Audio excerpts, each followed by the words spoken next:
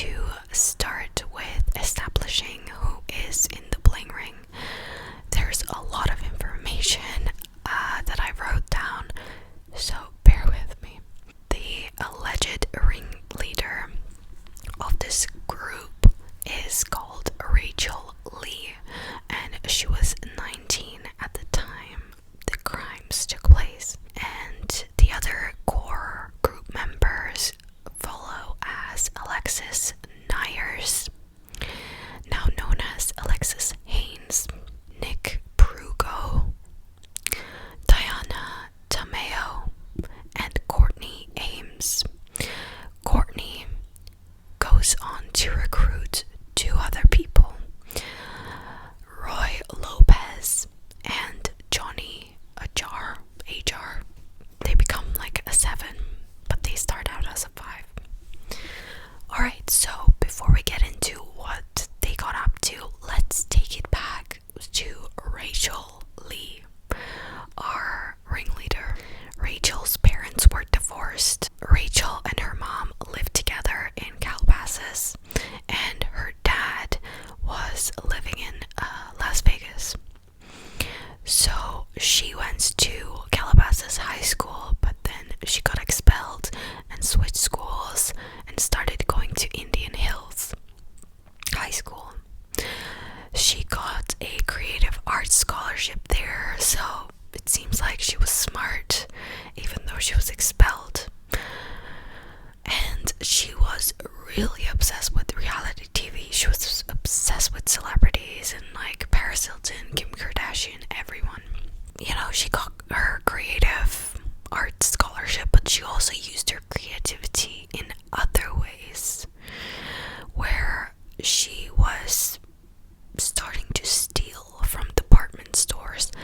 She was caught stealing from Sephora with Diana Tameo, who was the student body president at Indian Hills, where they met. Diana was, accomplished. As you can tell, she was the president. She got an award for future teacher, which was about $1,500, and she was awarded like the best smile of her year. She didn't get up to any good because she was on probation with Rachel because of the petty theft, because they stole from Sephora because of $85 worth of stuff. And I feel like these teenagers had the money to buy from Sephora, so why don't you just go to your parents and ask? But I think it was more about the thrill of robbing people in places, more about needing, because who needs makeup really? And Diana apparently had a closet full of stolen clothes at a point, which is said by Nick, who also becomes friends with Rachel when Rachel joins Indian Hills. Nick basically joins Rachel's social circle, which included Diana and then Alexis, who was sisters with Tess Taylor, and they had another sister called Gabrielle, but they did not participate in the crimes. However, when the older sister, I guess Alexis, stole stuff with the Bling Ring, she would give some presents to her sisters, which were found when the police searched their home. Courtney was also friends with Rachel from back when she was in Calabasas High School, the one she was expelled from. And Courtney basically recruited two other guys, the ones I mentioned, because Ajar, I think, was her boyfriend. Johnny Ajar was already participating in crimes. He was a convict. He came from a family of people who did not do good things. So, and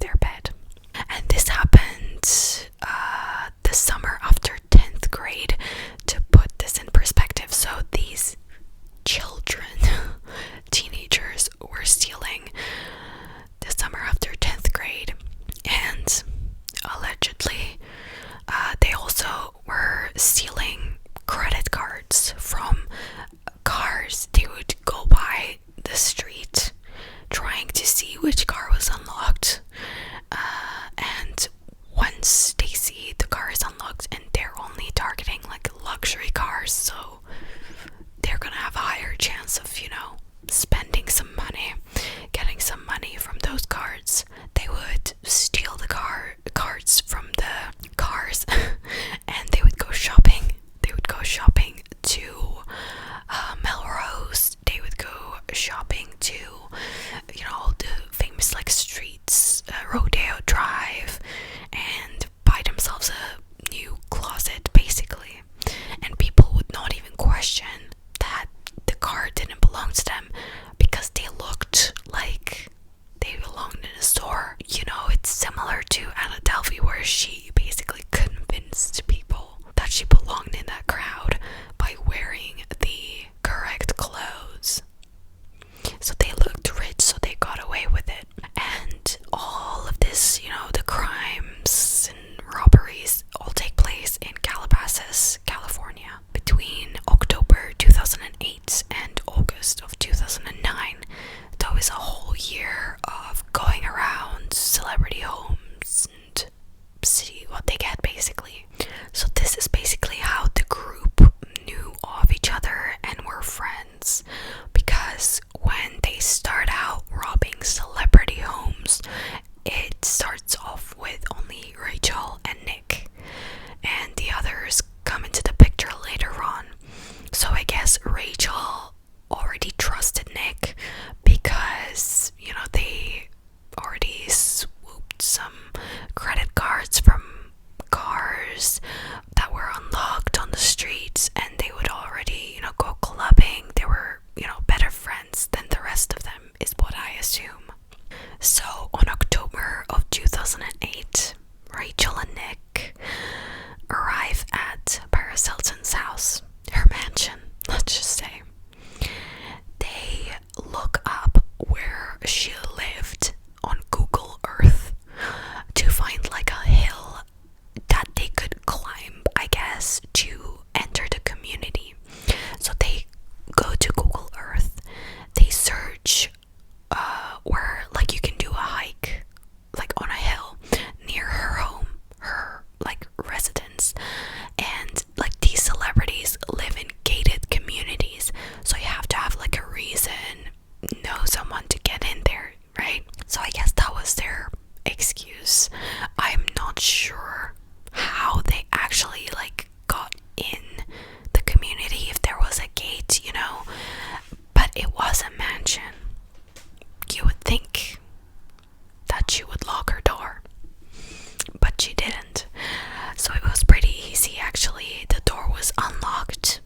Rachel and Nick let themselves in and they went through her closet, taking jewelry, taking her designer clothing, and ransacked her bags and purses to find cash in her closet, and basically stole all of the stuff that they got their hands on. And when they entered Paris's house, Nick was so excited because he found out that he could fit into Paris Hilton's shoes, his heels, and allegedly he was like doing a little victory dance wearing the heels and stuff, although later on he denied this. But this was basically their first time stealing from a celebrity, so they started off small. They were like, let's not, you know, alert Paris. She won't notice that we took all this stuff because she has already like so much, like a closet full of stuff, right? But do you remember when I told you that they already had robbed the home? It was Nick's friend's house, and they actually took $8,000. So it's not a little bit of money, but this is for them small. And with that money, they went to Rodeo Drive and had a shopping spree. They split the money like halfsies, I guess, and that was it. And the money was, you know, hidden under the bed, so it was basically asking to be taken, right? Or at least that's what Rachel and Nick thought. But they could not get enough of, you know, robbing and stealing, especially after, you know, realizing that it's so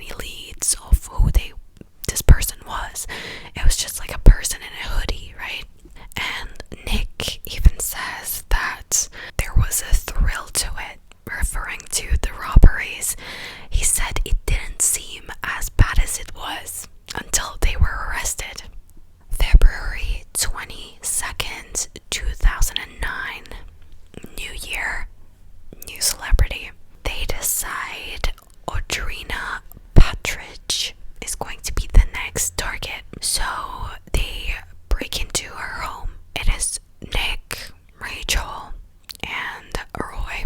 This time they took, really confidently, $43,000 worth of items. Audrina later says that it's like they went shopping in my closet, which is what they did. And again, there were security cameras at her house. They did not see the faces of these teenagers. The police did not have any leads. Nobody knew who these people were. So TMZ posted the video footage online to see if they can gather any tips, but nobody was able to identify them. So they were happy, they were triumphant, they were, able to get away with another robbery, and they continued. By the way, if you're wondering how on earth these people are able to just, go into these homes when the celebrities are not there, how did they figure that out? These kids were really into social media, they were really into celebrities already, and reality TV and all of that, so they followed them, basically stalked them. They looked at Google Maps at where their homes were. They looked up their appearances, followed their appearances at restaurants, at events. They figured out their schedules. So they went that far. It is literally stalking. They figured out their schedules when they would be at an event. Maybe they're actresses they're going to film. They would figure out when they would be away from the homes to then break in, and then they used Facebook and Twitter to kind of like confirm that they were out at said location doing their appearance. Also, whenever Rachel allegedly said that she needed new clothes, basically she was sick of the ones that she had already stolen, decided to rob another person. It was then said that they would burglarize another home of another celebrity. After Audrina Patridge's home, they decide to move on to Rachel Bilson's home. They, between April and May of 2009, broke into her house 6 separate times and stole about $130,000 worth of things like, clothes, apparently her custom fit jeans, her mother's engagement ring, and her passport, which I don't know what they're going to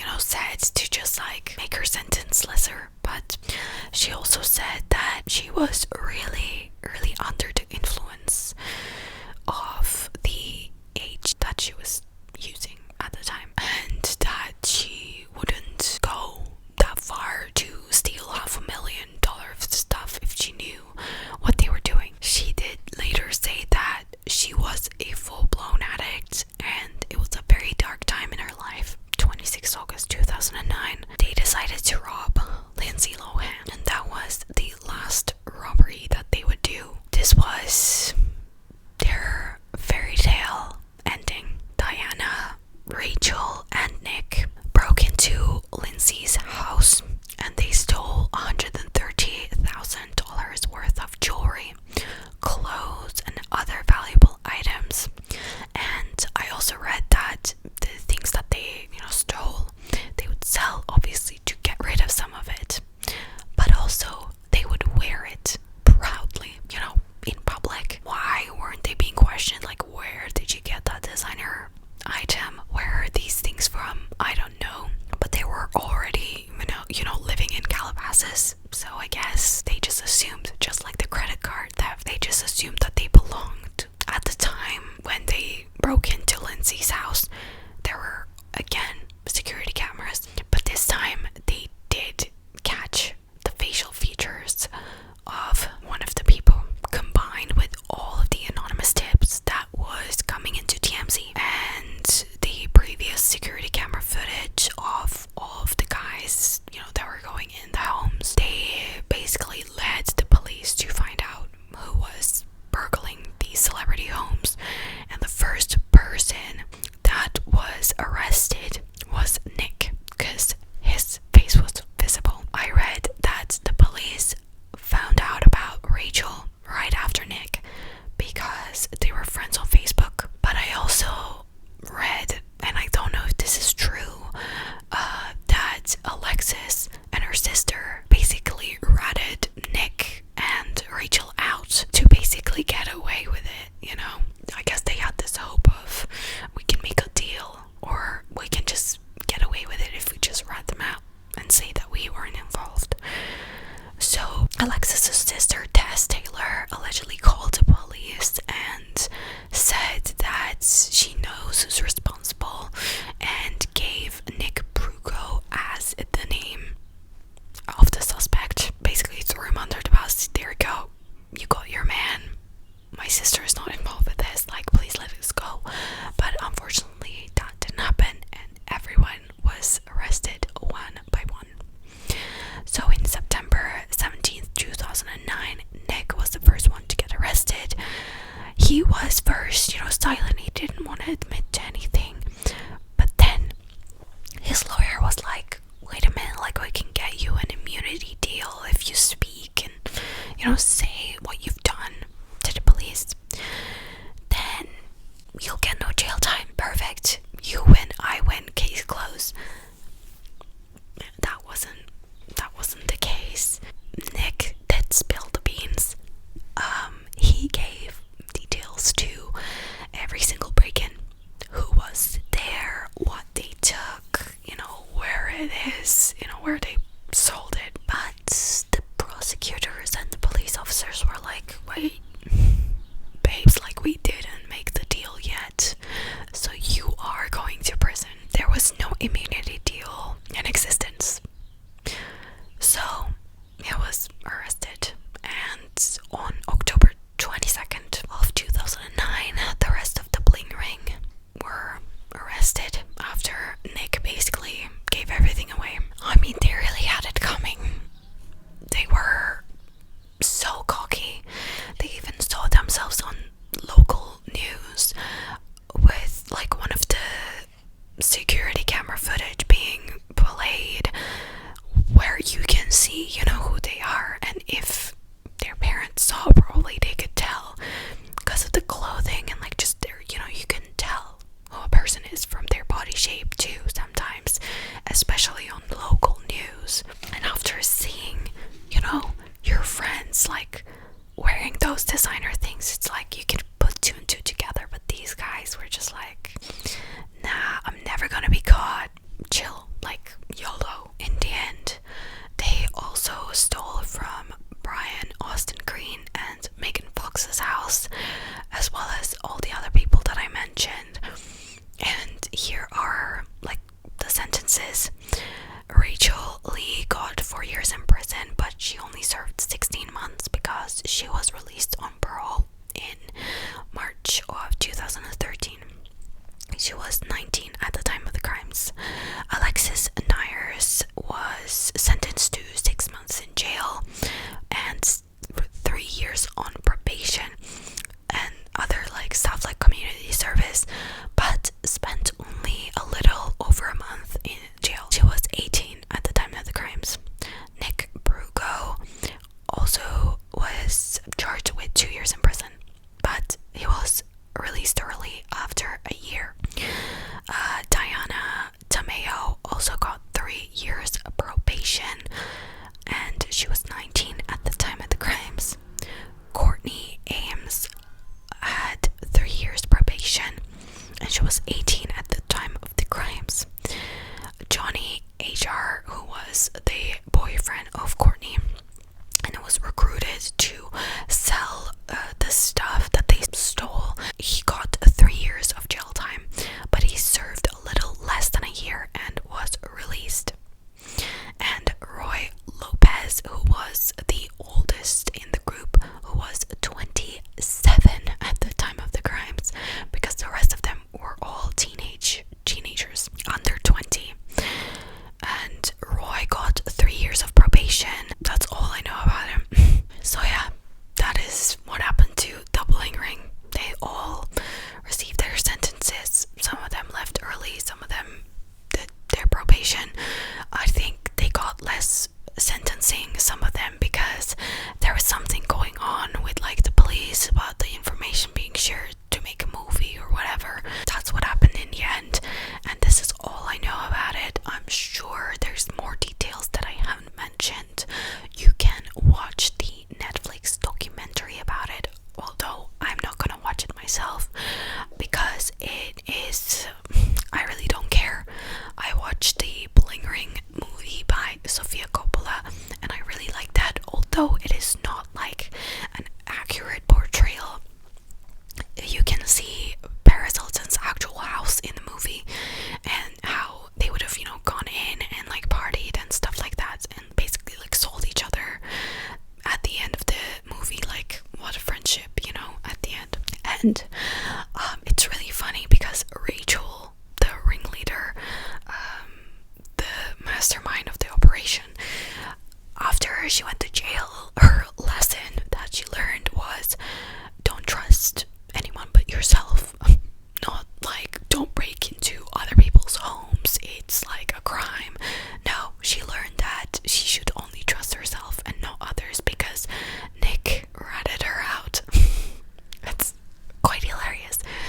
And also her like